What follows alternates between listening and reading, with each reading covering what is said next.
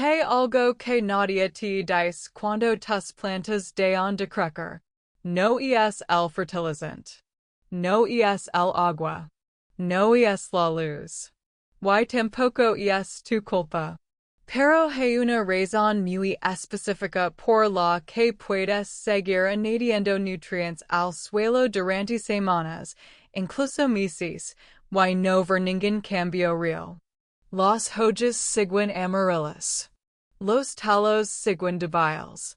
La tierra sigue sintiéndose como polvo seco que no responde nada. Y lo curioso es que cuanto más fertilizas, peor se pone visas. Eso no tiene sentido, ¿verdad? A menos que entiendas algo que la mayoría de jardineros nunca aprende. Vamos a hablar de eso hoy. Paso a paso. Sin complications. Y al final, vas a entender exactamente qué está pasando en ese suelo, por qué tu planta responde o no responde, y cómo preparar un fertilizante orgánico en 5 minutos que realmente funciona, no porque sea mágico, sino porque está alineado con lo que el suelo necesita de verdad.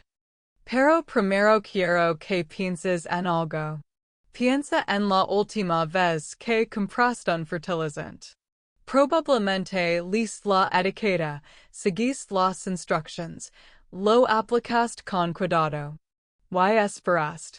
Y la planta no respondió como esperabas. O respondió un poco al principio y luego volvió a estancarse. O, en el peor de los casos, las puntas de las hojas se quemaron, se volvieron cafés, y te quedaste pensando que hiciste mal. Eso le pasa a casi todo el mundo. Y el problema no está en el fertilizante en sí. El problema está en algo más profundo. El suelo que la mayoría de nosotros tenemos en casa, en macetas, en huertos pequeños, en jardines urbanos, no es suelo vivo. Es substrato. Es tierra. Pero no es un sistema vivo. Y esa diferencia lo cambia todo. Cuando un suelo está verdaderamente vivo, tiene millones de microorganismos trabajando en él. Bacterias, hongos, lombrices microscópicas, actinomycetos, toda una red invisible que descompone materia orgánica, libera nutrientes en formas que las raíces pueden absorber, aera el suelo. Regula la humedad y crea estructuras porosas que permiten que el oxígeno llegue a las raíces.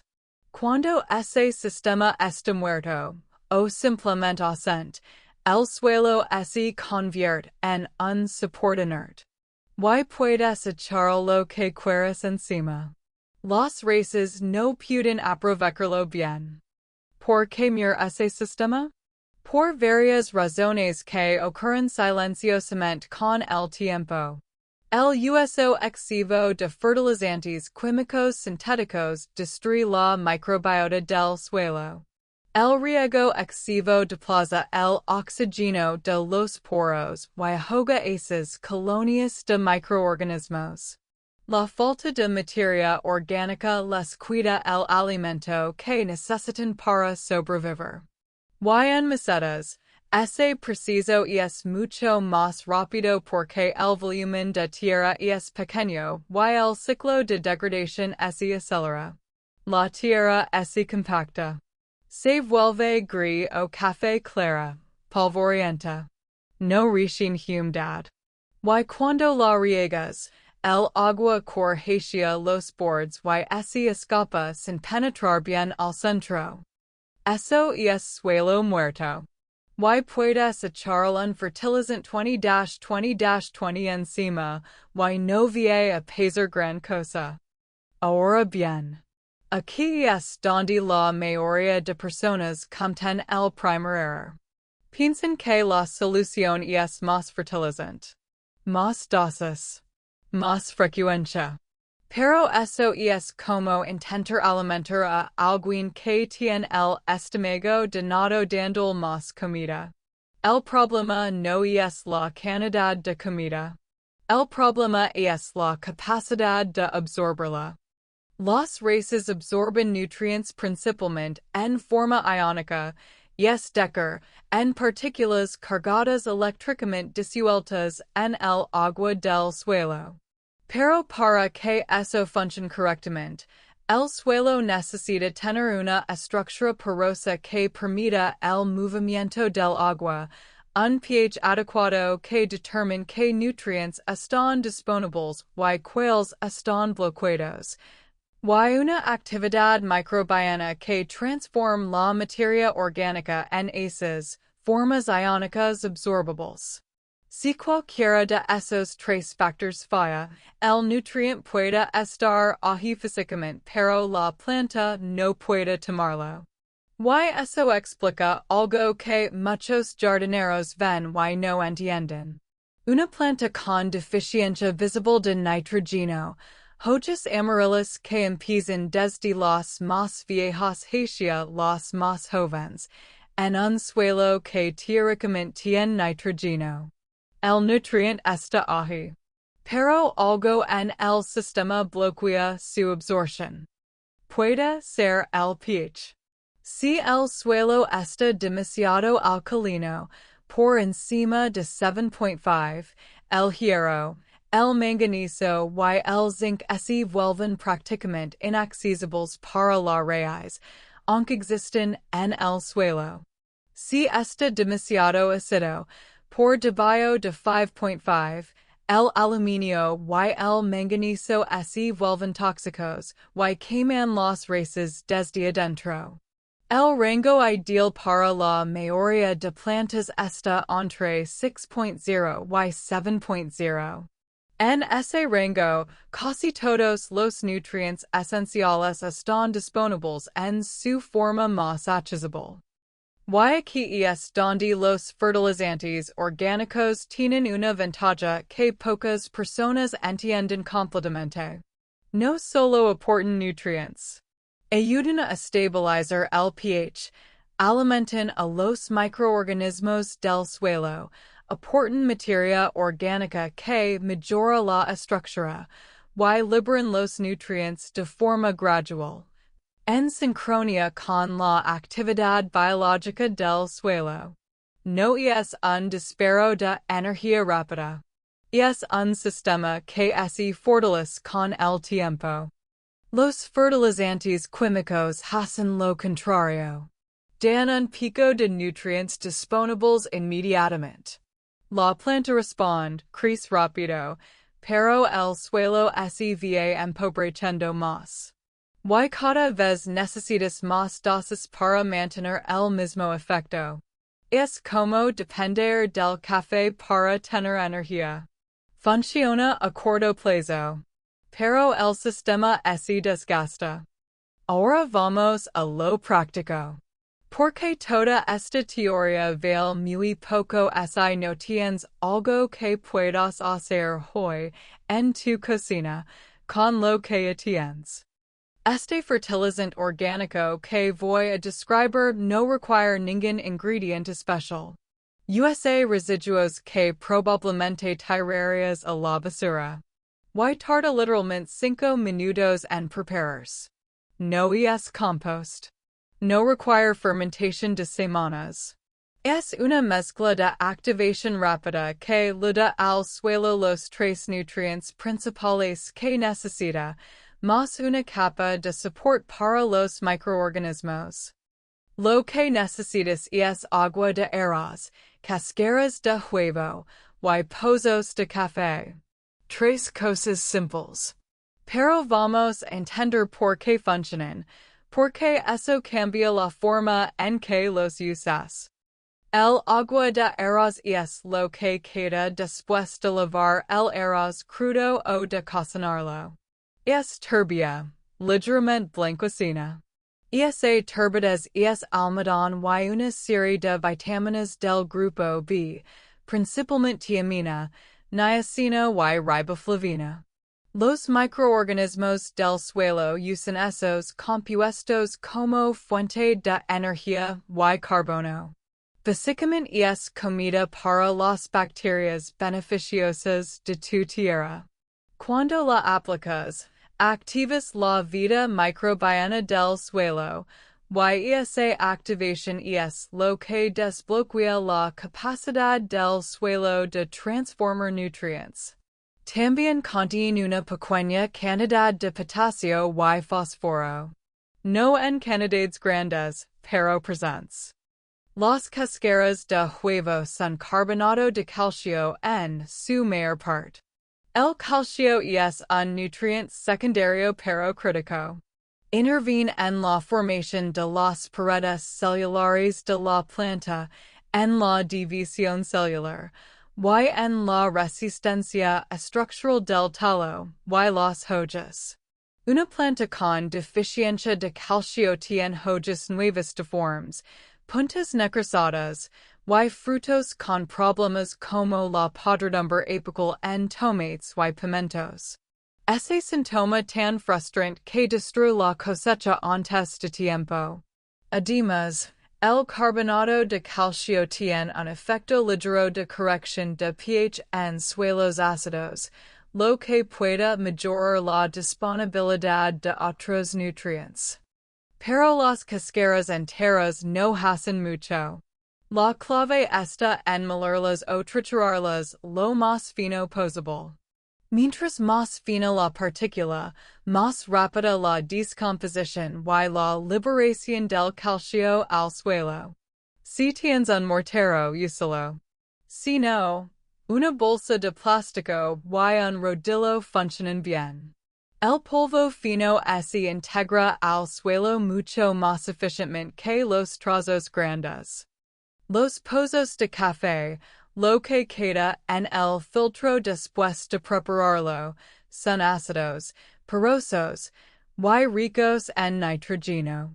El nitrógeno es el nutriente que más rápido notas en las plantas cuando falta, porque es el principal componente de la clorofila, esa molécula que le da el verde a las hojas, y que hace posible la fotosíntesis. Sin nitrógeno suficiente, la planta no puede producir clorofila normalmente. Las hojas viejas se vuelven amarillas primero porque la planta mueve el nitrógeno disponible hacia las hojas nuevas, sacrificando las viejas. Si ves ese patrón de amarillamiento desde abajo hacia arriba, es casi siempre una señal de deficiencia de nitrógeno. Los pozos de café también mejoran la estructura del suelo. Son porosos, lo que mejora el drenaje y la aeración.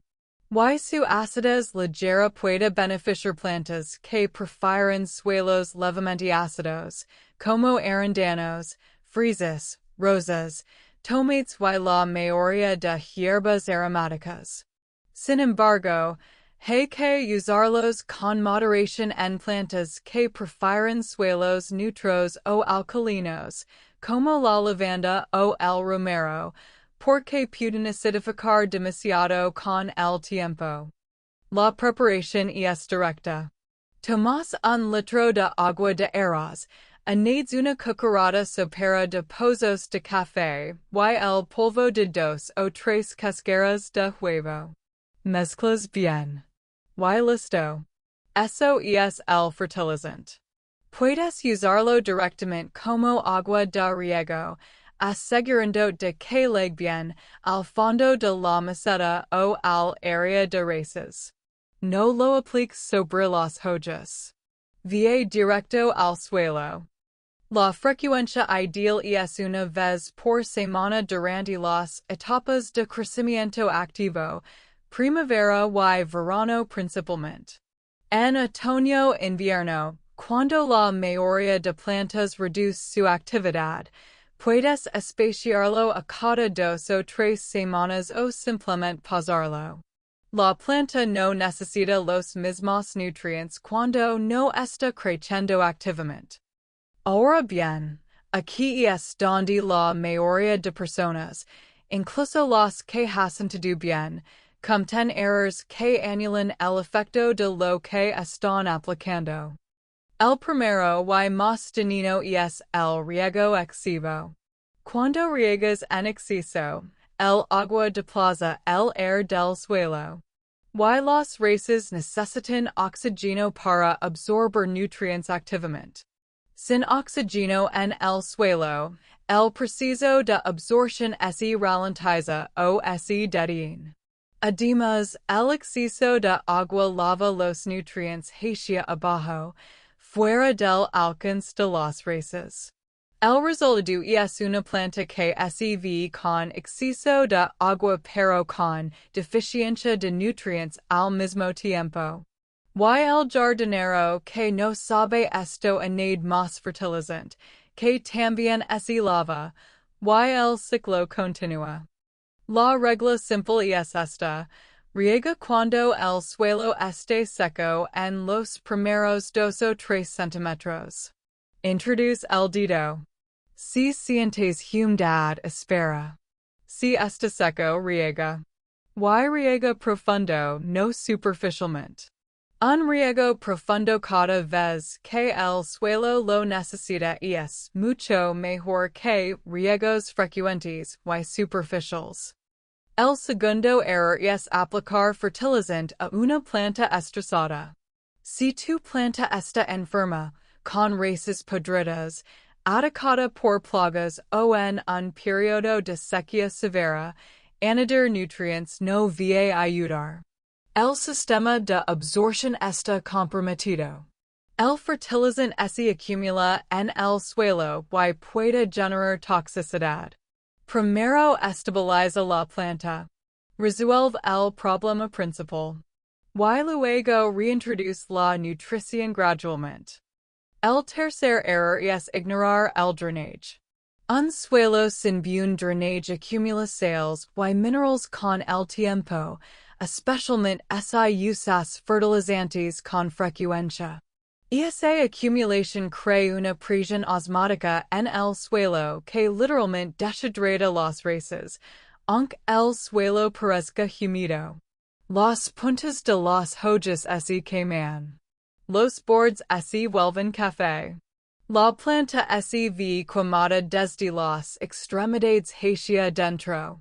Si ves ese patrón, la solución no es más agua ni más fertilizante. La solución es un riego de limpieza profundo que arrastra las sales acumuladas, seguido de una pausa en la fertilización de 2 a 4 semanas. Hay algo más que quiero que notes, algo que pocos hablan abiertamente. Cuando empiezas a trabajar con el suelo de esta forma, observando, ajustando, entendiendo las señales, algo cambia en la forma en que te relacionas con tus plantas. Dejas de ver la jardinería como una serie de productos que comprar y aplicar. Empiezas a verla como un sistema que puedes leer. Las hojas te dicen algo. El color del suelo te dice algo. La forma en que el agua penetra o no penetra te dice algo. Y cuando empiezas a entender ese lenguaje, te vuelves mucho más eficiente, mucho más económico en lo que usas, y mucho más efectivo en los resultados. Eso es lo que separa a un jardinero que depende eternamente de productos externos de alguien que realmente entiende lo que está haciendo. Hablamos de algo que pertenece a esa capa más avanzada. La rotación de nutrientes. Las plantas no necesitan lo mismo en todas sus etapas. En la etapa de desarrollo vegetativo, cuando están produciendo hojas y talos, necesitan más nitrógeno. En la etapa de floración y fructificación, el fósforo y el potasio son más importantes.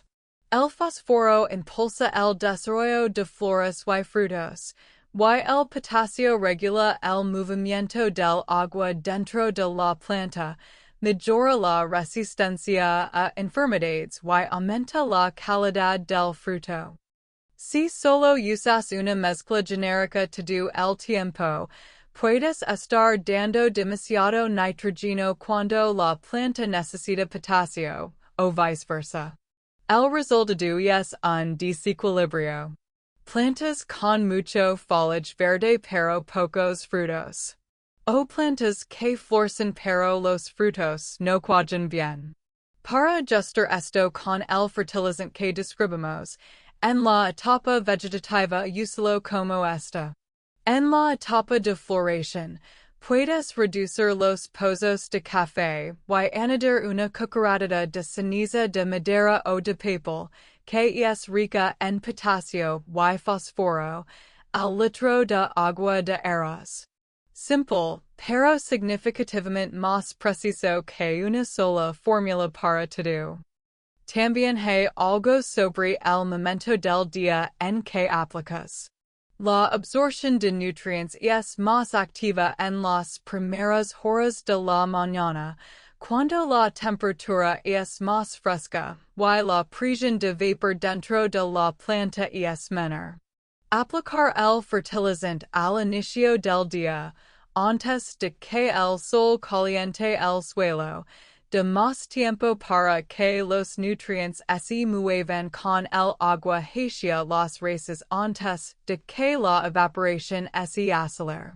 No es una regla rígida, pero si tienes la opción, mañana temprano es mejor que mediodía. Y hablando de temperatura, el suelo frío reduce significativamente la actividad microbiana. En invierno, la descomposición de materia orgánica se ralentiza, y la liberación de nutrientes también. Es por eso que fertilizar en invierno tiene poco sentido para la mayoría de plantas. No porque no haya nutrientes, sino porque el sistema no está activo para procesarlos, y la planta tampoco los está demandando. Guardar ese fertilizante para cuando el suelo se caliente en primavera, cuando los microorganismos se activan y las raíces empiezan a crecer de nuevo, es mucho más efectivo. Imagina cómo se ve un suelo que ha sido trabajado con consistencia durante unos meses con este enfoque. Ya no está compactado. Cuando lo tocas, cede un poco, tiene una textura suave pero no arenosa. Tiene algo de color oscuro que viene de la materia orgánica acumulada. El agua que echas encima penetra en lugar de correr por los bordes. Y las raíces, si las observas, son blancas, firmes, ramificadas. No marrones ni viscosas. Desde arriba, la planta lo refleja. Las hojas nuevas tienen un verde intenso, no un verde lavado. Los talos tienen grosor real, no esa delgadas frágil que viene del crecimiento forzado con fertilizante sintético. El crecimiento es más lento que con un fertilizante químico de alta concentración sí. Pero es crecimiento real, estructuralmente sólido, con raíces capaces de sostenerlo. Y cuando llegan periodos de esters, sequía breve, temperatura extrema, un ataque de plagas, esa planta tiene reservas. Un sistema radicular desarrollado. Un suelo con microbiota activa que funciona como amortiguador. Resiste mejor. Se recupera más rápido. No colapsa a la primera dificultad. Eso es lo que significa cultivar en un sistema vivo en lugar de depender de inyecciones externas de nutrientes. Para cerrar, hagamos un resumen simple que sea fácil de recordar y aplicar. Agua de arroz como base activadora de microorganismos. Polvo de cáscaras de huevo como fuente de calcio y corrector de pH. Posos de café como aporte de nitrogeno y mejora de la estructura del suelo. Todo mezclado en un litro de agua, aplicado directamente al suelo una vez por semana en temporada de crecimiento. Ajusta según la etapa de la planta. Riega solo cuando el suelo lo necesita. Asegure de que drene bien. Y aprende a leer las señales que tu planta te da antes de añadir cualquier cosa. No es complicado, pero requiere atención. Y esa atención, con el tiempo, se convierte en una lectura casi instintiva del sistema. Ligas a tu jardín y en segundos sabes que necesita y que no. Eso no lo da un manual. Lo de la práctica observacional.